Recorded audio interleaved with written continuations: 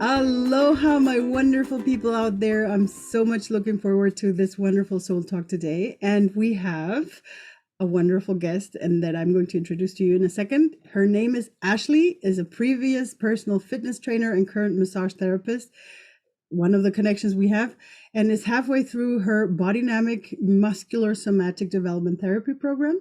She's been working with the body for 15 years and is here to share everything she's learned. I love that, Ashley. Thank you so much for coming in and having this talk with me today. Thank you for having me. I'm excited to be here. Thank you so much. I just mentioned that, I mean, not that I'm a massage therapist, but I did learn Lomi Lomi massage and shiatsu and was working with that for quite some time. And I thought one of the big aha moments that I had while I was learning that, because it was sort of like a how do you say, like a parallel path to my spiritual path while I was learning shamanic stuff and energy work and everything. And one of the big aha moments that I had was when I was doing Lomi Lomi massage and then actually saw how while we were working on the body, the person started to, release emotions and I think like even for myself, because when you learn those things, you go and get the massages yourself. So while you're going through that, suddenly you feel that release going through. I remember the first time I gave my grandmother a massage as well. We came to a point where while I was doing the massage, she just started crying, and I was like, oh my god, did I break something? Like at first, but then okay, no, focus. You keep doing what you're doing. She doesn't look like it's too bad, so ask her afterwards. And I like to show her as an example because it was so amazing, because she said afterwards, I don't know why I was crying, but I know it was necessary, and it just it released something. And that's one of the things that I find is sometimes forgotten, I think, or not focused on enough when you're doing body work, that there's actually something happening with your emotional, and with your soul as well. Absolutely. The body's holding on to all of it.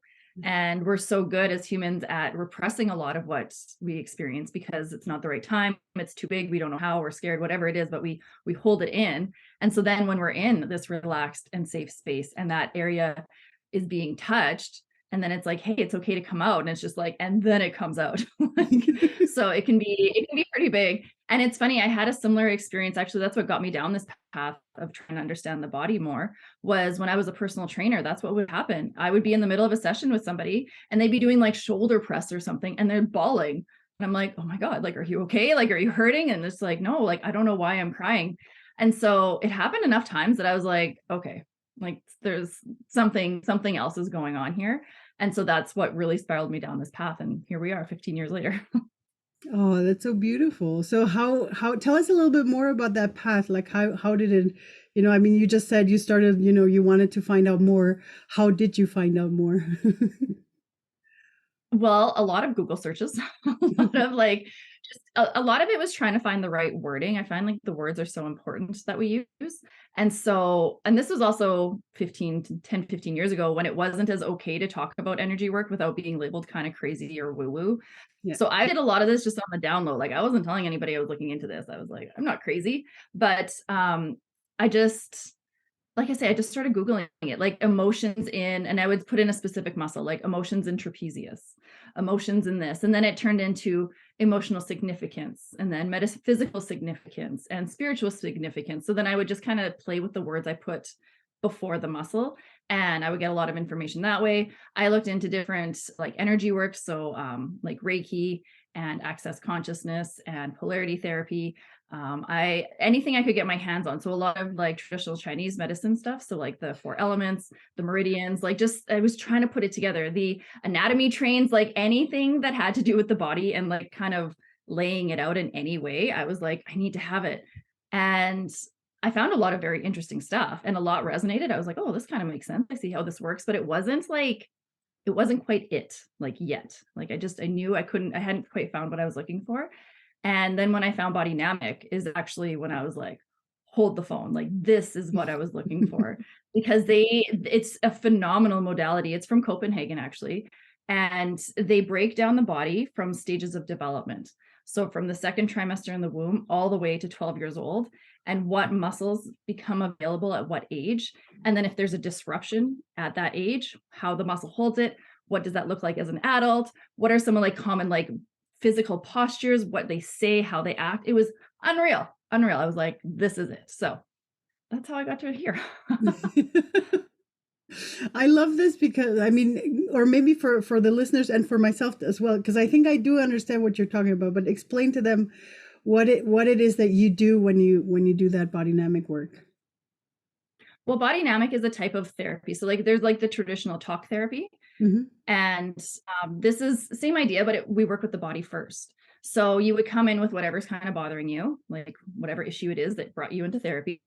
And then it really is body driven. So it's like, well, where do you feel that in your body? What is the experience like? What is the sensation? So you kind of really learn to tap into your body. But then because there are different stages of development, as the practitioner, you would come in and like, okay, I know we need to kind of work the deltoid on this one. Like they're talking about how people walk all over them and like they don't have any say in anything. So let's work like that medial deltoid to like, make some space and give boundaries. So then there would be somatic components put into the therapy. So it's not just talk therapy. It's not pulling up past traumas. Like if it comes up, it comes up, but that's not the idea. Mm-hmm. And so it's just that nice mix of like verbalizing and moving the body so it can be integrated. Oh, nice. And what kind of movements do you do? Is it like how can I like picture? It really depends on like what muscle we're targeting. So like I say, like the medial deltoid, if you bring your elbows out to the side, well, that helps you create space. So if you do that with the intention of like, hey, I'm going to create some boundaries for myself as I lift my elbows up, there's like that somatic connection of literally creating space for yourself using that muscle. So then when you are in a position that you maybe need to set a boundary or say no, you don't necessarily have to walk around with your elbows up, but it's like, like, hey, I can just kind of tune into my shoulders a little bit. And there's other exercises we can do too, but like you can kind of tune in that way before you say what it is that you need to say. So there's not necessarily like specific movements, but it's like, how do we activate certain muscles with a specific intention? I love that so much because it takes the challenge that you're having or the triggers that you're living through at the moment and actually gives you a movement to it. That's why, the Superman pose works, right? I mean, getting yourself within the Superman pose in the beginning, before you walk into whatever. And that helps so much to support your healing as well. Love that. Exactly. Yeah. And it really brings it into the body because so often we're so good at keeping it in our heads and we can understand and we can conceptualize, but it's like, but do you feel it? Like, have you experienced it? Right. And like, they can be really scary to connect that. So like doing these movements, it's actually super empowering.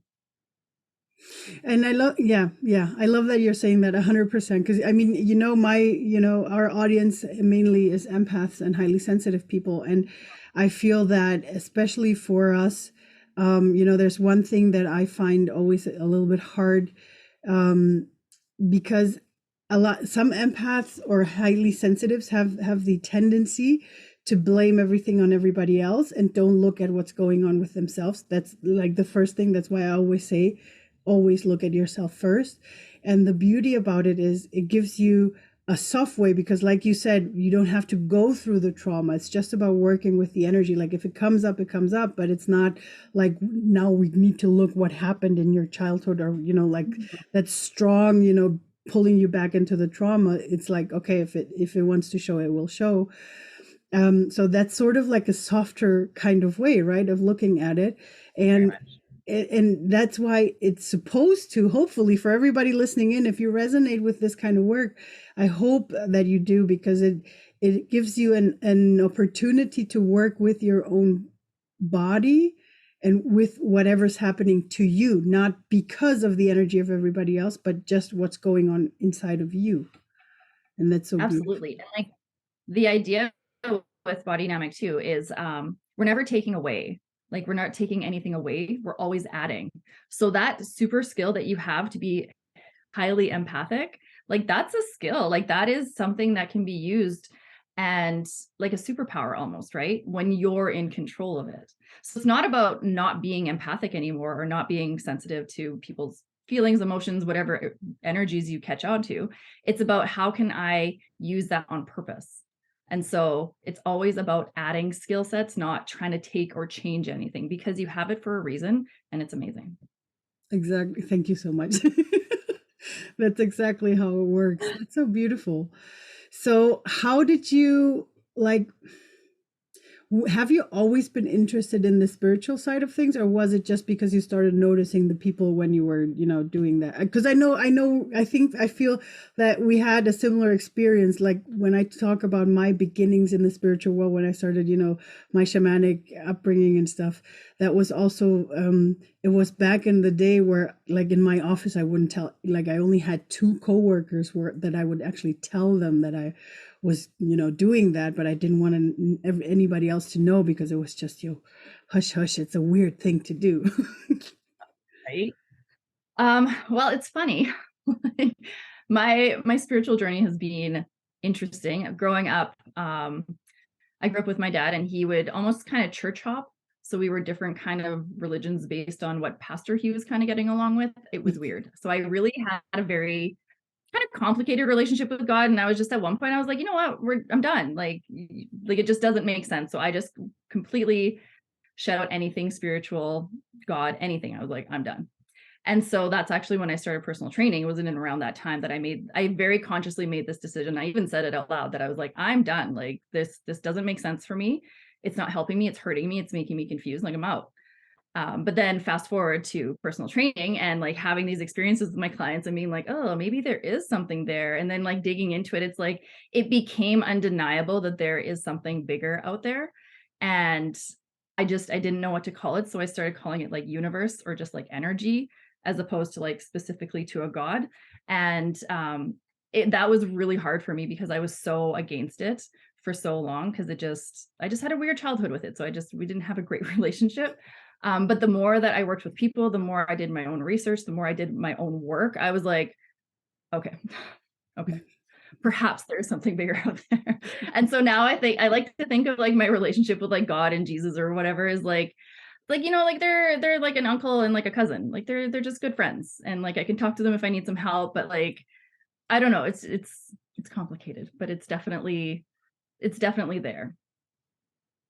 I love that you mentioned that, and that's why I asked you, because I feel that it's important for us also to recognize that, because I think that most of us actually don't have a problem with the religion itself or with the believing in a God, in a higher power that is out there, because I mean we felt it somehow, with the energy and everything. But sometimes it's just like the institution, that how it is managed down on earth. And that's always been my trouble. In my case, for example, the church has always, there are good places in church, but there's also, places that have, and especially like in the last couple of years, we've had so many news, and not just years, I think decades, we've always heard of, the bad things that have been done in the name of the church. And I feel that unfortunately it shadows the religion itself, but there's an energy. I always say there's an energy behind everything, and if we start looking at it, we're all talking about the same thing. We're just not, everybody's naming it a little bit different. Exactly. And I think the important thing is, like you said, to have a good relationship with it, to just to have with your own whatever you decide to believe in, right? Yeah. Oh, you just said something there. What was it? Oh, we're kind of we're speaking about the same thing in different languages. Yeah.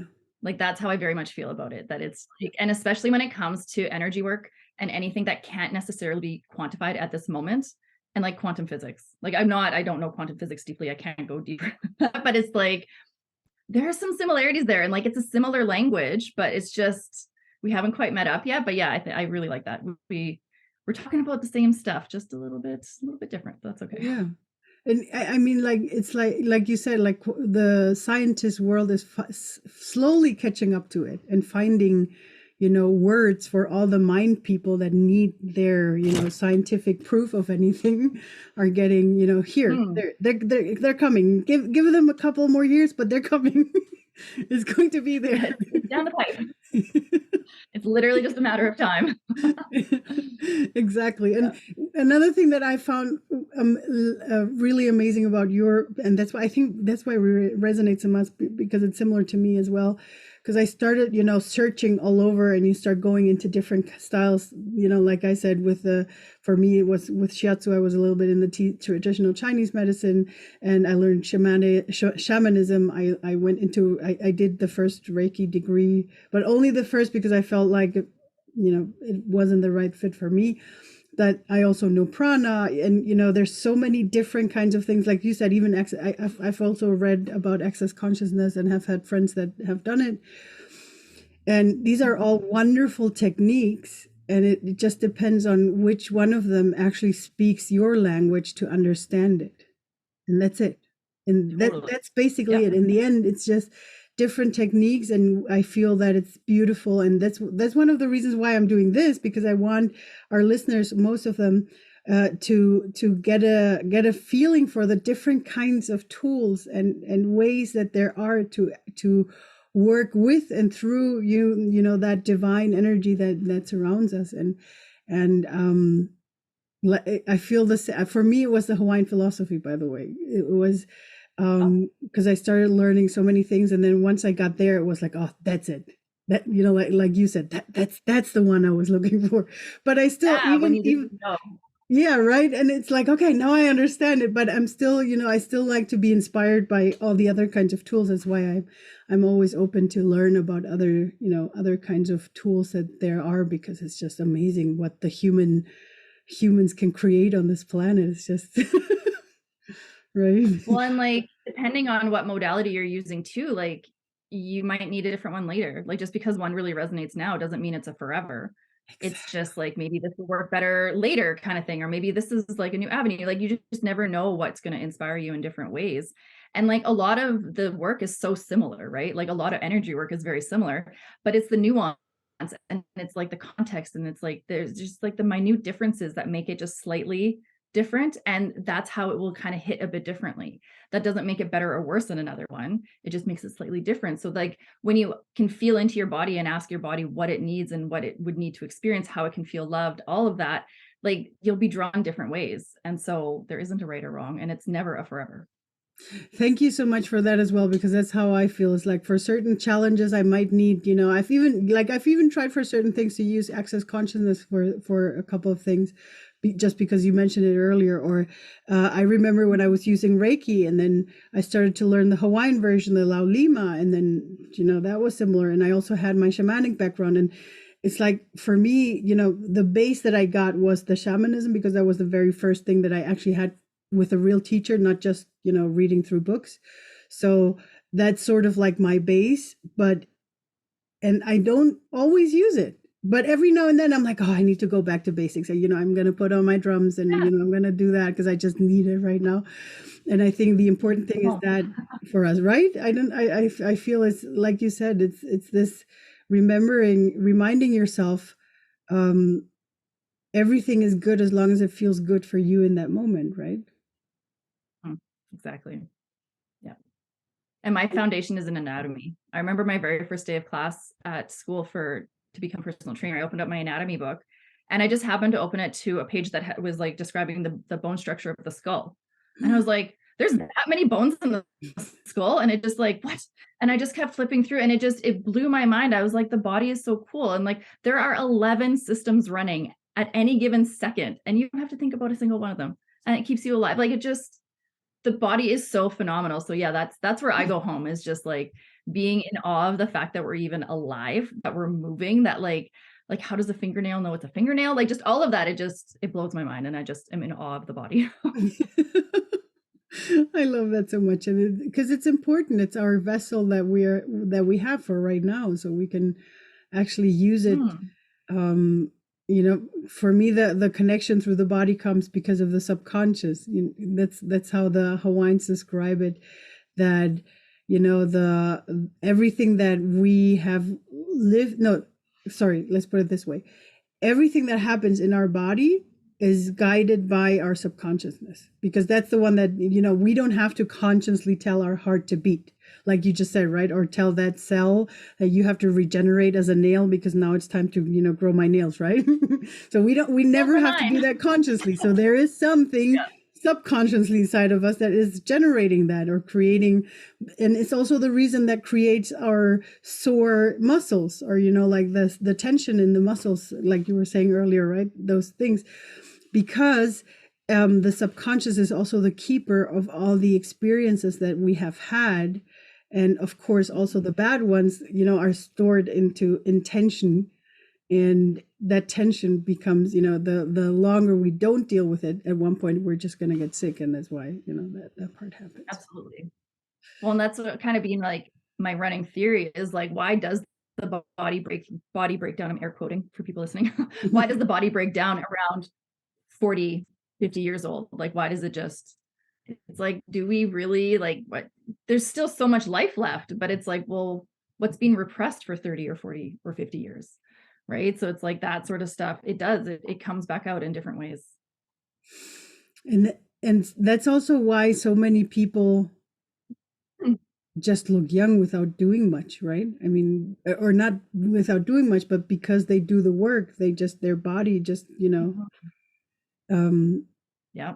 you see if someone has suffered a lot, but a lot also, and I've seen it with clients, if they start going on this path, like even if, if they've had, like, the typical, facial, how do you call them, the I, my mind just Like let, crow's feet. Are you the talking about? wrinkles, thank you. I was looking for that one. No, because you see, so because I've noticed people my age as well that have done so much and have been working so hard, and have also maybe even suffered a lot of things. So you actually see the weight of their life and what has happened to them on them. But then you have other people that are so strong in their faith, no matter what the faith is, right? But just strong in their faith and in releasing the things and allowing them to heal and to, go through their process, go on retreats or whatever necessary, find a coach like you, to help them. And suddenly they look a lot younger, right? And you actually really see that change from, being someone that is really, in wrinkles and, very hard face and everything. And then they start doing the work, and then suddenly it's like, what happened to you? You look like 10 years younger. Well, the body is just a constant expression, right? So repression is a type of expression, so it's going to show somehow. I love that. Everybody take that in. That's beautiful. That's like, your body is the expression of your soul right now on this planet, and of everything happening, your subconscious and conscious. And if you look at that, how do you treat your own body? Mm-hmm. And well, why like not? I remember in personal, sorry, go ahead. No, you do. I was just going to say, like, when I was personal training, I really started, I don't know why, but I got really curious about people's postures. Like why do people stand the way they do? Why do they move the way they do? Like, it's just because I did a lot of posture corrective like exercises, and like it would be great literally in the movement, but as soon as we're done the movement, it would just go right back. And it's like, well, why are we like, why? But it's because the body is just a constant expression. And so that's what it's used to expressing. So until we change that expression, it's going to continue holding itself that way. While we're on that, how is it? What is your view? No, no. Let me start first. Maybe with what I was going to say before. That I love this so much because one of the big struggles that I see with empaths and highly sensitives is actually knowing what's happening with themselves, because they feel so overwhelmed with everybody else that they are not sure how to trust their own, intuition and things. And but I believe that, for example, the body is actually a very good, indicator that they can use to show them, look, here's an area in your life or in your soul that wants to be healed, where they don't need, to just use it as a, like an indicator that can help them actually find out where they need to do the next healing, right? Like, yeah, like an internal kind of plumb line to help Exactly, you like because find your center. because I'm thinking of uh and probably I know a lot of empaths have had the same troubles, that you start going, to different kinds of healers or different kinds of people to help, to tell, so that they can help you and tell you what's wrong with you, right? But and it still is like, in that moment it could be this or that, but because we're empaths, sometimes the healers actually um you know project their own things onto us, so we, it's sort of not getting to the point, so we start distrusting ourselves more and more. But if you have something Mhm. that no one can influence what's happening in your body other than yourself, right? So Yep. that's a very good indicator that you can use to show you where's the next thing that you have to take care of. Mhm. Well, and I'm glad you brought that up. Something that I do work with people who are more empathic or just pick up a lot of more energies. That was not good. A lot more energy. There we go. To really, because that distrust is real, right? Like you really don't know what's mine, what's theirs. Am I picking up on it? Am I like this? Maybe I'm tired. Like, there's so many different factors that can play into it. So, what I like to teach people is about their egos. So we have multiple different egos. We have our instinct, which is like that's non-negotiable. Like that's our reptilian survival instinct. You're not tapping into that. Like that is just there. And then we have our body ego. And so that is our ego that develops basically at birth. And it's because that as babies, that's how we interact in the world, is through our bodies. But what happens is the next stage is our individual ego. So that is when we become, like, it's around 2-ish years old, we become a little bit more separate, right? We learn language, we can move a bit more. So we distance ourselves from our body. So we kind of become less in tune with our own body as we become more individual. And then we have a role ego and an observing ego. So like it continues to grow. But what I like to do with my empathic people is really get them to tap into their own body ego. And that's as easy as like a body scan. So it's just like you can sit there or stand with your eyes closed and just, okay, feel your head, feel your right shoulder, your elbow, your hand, like just kind of scan through your whole body and just see what's up. Like you're not looking for anything. So it's not like we're looking for a pain spot or an ache or anything. It could be like, oh, like I feel my hair on my face, or oh, I feel my sweater on my skin. Like it's just bringing that attunement and attention into the body. And like what that also does is it helps you pick up on your needs better too. So our body is an expression of our needs, like our body ego, sorry. So that's food, sleep, water, shelter, clothes, like just our basic needs. And when we can tap into what that means for us and what we're sensing or feeling at any given moment for us, it becomes so much easier to discern, is this mine? Is this yours? It becomes obvious. Like, oh, that's not like it doesn't even register anymore. It's like it's off your radar because you're just focused on yourself. And I don't mean that in like a conceited way, but it's just like in a energy preservation and boundary way. I love that you're saying that, because this is actually one of the practices that I do with my clients as well. It's like, just Oh, feel good. your body, start with your body. It's, go Yeah. there, because, like you said, we're so much aware of, with our heads, with everything else, that we, how do you call it? Unlearn to focus on ourselves. We really unlearn to feel ourselves. Mhm. And it's so important to reconnect with the body, with the physical. Would you explain, or maybe from the body dynamic part, how do you explain people with eating disorders in general? Because I know that's also a topic for empaths and highly sensitives, because we sometimes tend to do binge eating, and I include myself because I just have it as well. Sometimes it's just not, it's not very huge deal, because it just happens, every, I don't know, couple of months, that I get a binge of, I don't know, my favorite gummy bears or something, and that's it. And then it's over again for a couple more months. But I know that some people actually really, binge eat themselves, or Mhm. not, the other version of not eating at all. Yeah. Um, how does that look from the view of the body dynamic? Mm. I don't know about through a body dynamic lens. Like that's kind of out of my scope because we don't really necessarily deal with specifically like food or eating disordered eatings. Mhm. But from my own personal experience with food, so this is just my own story. Um, I would do similar things. like kind of binge eating because of childhood and whatever, like I wasn't in tune with my needs. And so I wouldn't eat for very long. And then I would eat everything. And then I would like, it was very disordered eating. And it was a lot of kind of binge style food and a lot of sugar, like a lot of sugar. And I used to have a lot of shame, a lot of guilt, a lot of embarrassment. Like, oh my God, I did it again. I feel gross. Like just what, like, why am I in this cycle? And through doing this work, and honestly, this work has been going on for a long time. So I'm not super clear on the beginnings, but I do remember that it's like, well, if my body really wants to eat this, like, what if we just allowed ourselves to enjoy it? Like, what if we really did just eat the gummies because they tasted so good that day? And then it's like the next day, it's like, well, you probably wouldn't want it as much because you really allowed yourself to enjoy what you ate in that moment instead of piling on the shame, the guilt, embarrassment, whatever else, that you just like allowed yourself to enjoy that meal.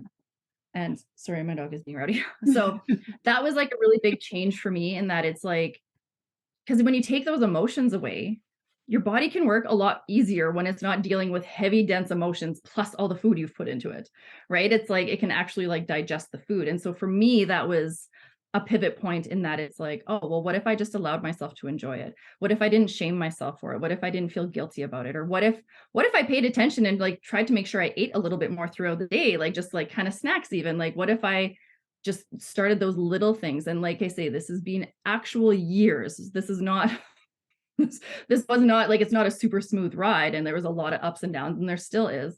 But taking the density of the emotions out of it was super, super helpful. But I absolutely needed help with that. So I love that you're saying that, because that's also one of the things that I know why we resonated so much. Because it's just, I love that, because I feel that the more we tune in with our body to, I mean, if our body feels like having sugar, why not allow it sugar? I mean, of course, don't eat spoonfuls of sugar. Maybe go and eat a banana. But just understanding your own body and being connected with your body, it can help you, understand, like, hey, okay, now I feel like I want something sweet. Does it have to be the whole bar of chocolate, or can it be something smaller? And sometimes when you have those conversations with your own body, and you just follow, okay, let's do a little piece of this, and then you do that, and your body's fine. So you didn't eat the whole block of chocolate. um and it's the same with everything, even with salty things, like you said, just allowing yourself changes so much to that. I think that's also the reason why a lot of good trainers, not maybe not good trainers, but that's why you always have that cheat day, right? Because you're allowing yourself to have those foods so that you don't miss them throughout the whole week. At least that's how, yeah. But um that's where like wording comes really important too, like a cheat day versus like a treat day. Like a cheat exactly. implies guilt, implies there's like a density in it, whereas like if you're treating yourself, but even that's kind of restricting. So Yeah. it's just like, I don't know. A rule I would, not a rule, a game I would play with myself would be like, if I was really like, oh my God, I really want, like, let's say like pumpkin pie. I don't know. Right. Then it's like, okay, well, let's see how it goes today. And then tomorrow, if we still want it, we'll check in, and maybe even 2 days. Like, so if after like 2 or 3 days, I still really wanted that pumpkin pie, it's like, okay, let's go enjoy that pumpkin pie. Like, it's going to be so good. And then sure enough, I eat it and it's amazing. Right. But it's like, it's kind of making sure that it's like, is that really what we're craving? Like, are we just like, our cylinders just kind of firing and we're trying to figure it out? Cause then that can really reduce like the disordered eating as well. Cause like you're helping yourself tune in to like what an actual craving is versus like a void filler. Yes, I love that, because you can put this on everything around, on every kinds of things, that all the habits that we have, allow yourself. Why not allow, like, allow yourself so much more, because just by telling yourself that it's bad that you're doing it, but you're still doing it because you still want to do it, but you're not allowing yourself to. So like you said, you're restricting yourself. So you're actually having a fight with yourself all the time. Oh yeah. It's so confusing for the poor system. Like, no wonder we're holding on to everything, is because like the body doesn't know if like, are we good with this? Are we not good? Maybe not. Maybe should we like, it's confused. Whereas like, yeah, if you just genuinely let yourself just enjoy whatever it is. And that's like, I mean, there's always like, take it with a grain of salt or whatever they say, like don't go crazy bananas with it, but like practice that tuning in, and it does become a lot more habitual, and it becomes very natural. So it's like, I don't know, I lost my train there. No, but I think it was perfect because um, just that, like everybody listening in, please, if at least this one, practicing more and more to allow yourself things, if it's things to do, if it's things to be, because how many times do you feel bad for being this or that way to someone, or for having reacted this or that way to someone? It's okay to, of course we all want to be happy and, everything in harmony, but sometimes we just, have a moment that where we might snap, and of course it's not beautiful, but why don't you allow yourself to have that for that day, and maybe try it differently the other day, and that just changes so much. Yeah, having a lot of like grace and compassion for yourself, and like don't discount the awareness that you're quote unquote like doing something wrong, or you're not doing what you wanted to or what you should be doing. That awareness is huge. Even if you follow along your old path, you have the awareness like, okay, I could choose differently, whereas before maybe you felt powerless in it, but it's like I could choose different, but I still did the old thing. Well, later on, just reflect on it, like, why did I do that? Like, did I really want to? Was it just a habit? Like, just kind of ponder it with curiosity, not shame, like not putting yourself down. Just be like, why? Like, I'm curious, like, why did I do that again? Like, interesting. Like, get like kind of playful with it almost. And that also kind of lightens the burden of it, where it's just like, why did I do this? Like, oh, I think I just did it out of habit. It's like, well, dang, like I can probably change that next time. Like, it empowers you to continue making those different choices when it's kind of playful and it's reflected upon. But that awareness is so underrated. Like, it is huge. It's like awareness of those things are the baby steps that lead to the big steps. It just doesn't feel like it in the moment. I love that you said it, and just listening to you was like the whole body was, softening up, and I hope everybody listening in got that as well, because it's huge. It's a huge deal of letting go of that part, to not be too hard on yourself, and allowing yourself, just more, and actually listening. I think that's also a very big takeaway. It's actually starting to listen and to acknowledge yourself. And like you said, just be a viewer for, in the beginning, just allow yourself to watch and to become more and more aware of it. Yeah. Exactly. Like, you have your whole life to figure it out too. That's the other thing. Like, life is not a sprint. It is a marathon. So like, take your time. It's okay. Yeah. Oh, yeah, yeah, yeah. Who was it that I was talking about this before? Because I remember, coming from a spiritual path back 2012. I don't know if you because I don't know if everybody got it, but at least where I, in my circles, 2012, the world is ending, spiritually, it's going to change. It's going to be a huge shift. And if you're not there with us, you're not going to be, ascending to whatever. And, having that fear, oh my God, I need to go through my fears and all those paradigms that I still haven't healed. And that puts a lot of pressure on you. And it's like, Right? people, no, everybody is right where they are. Everybody can do it all in their own time. No one is pressuring you. Because I remember, I don't know where I saw online another someone else actually going like, okay, 21st of December 2021, the next huge ascension, and if you don't want to be left behind, come in with really, people, really, no. We're taking our time. It's just fear mongering. Yeah. Yeah, no. And like, really, are we ever done? Are we ever done? Like, even in this lifetime, like, let's be real. So, and I don't we can want look to at be that as like done. a depressing today, but it could also be very like exciting, because it's like, okay, like there's no pressure. Like, a step ahead is a step ahead. And like, that's awesome. Exactly. No matter how big the step, you've done a step. That's it. And I love that. And it's just taking our own time, and we don't have to be done. It's so beautiful to be here, and we do whatever we can on this ride, and then we're going to come back and do another one with more beautiful things, right? It will be a few steps ahead because of this round. Yeah, exactly. That's so beautiful. Ashley, I wanted to ask you, because I feel like we're slowly, coming to an end with our talk today, but how does it look? Because I know you work online, right? Because that's one of the big questions. How do you do this online? How does working with you It look like? it's different. Well, it's always, I mean, in person is always ideal, but let's be real. Like, this is cool. Like, we're not in person, but you're in Germany and I'm in Canada. Like, it's kind of cool that we can connect this way. So a Yes. lot can still be done online. But yeah, I do work online, and